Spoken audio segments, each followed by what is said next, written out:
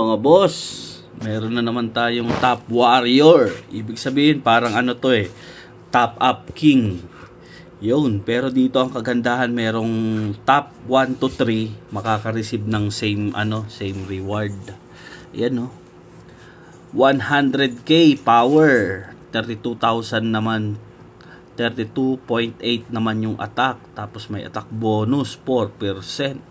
PVP damage increase, grabe, 3.5. May mga special effects pa mga boss.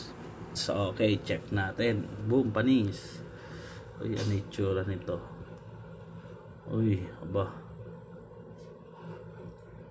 parang nagbabagbag pa dahil siguro cyborg skin itong isa.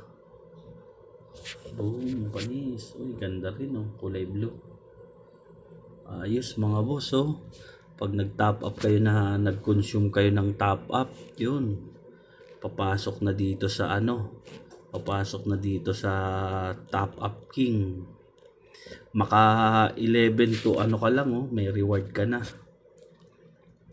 Pero maganda maging top 10 ka.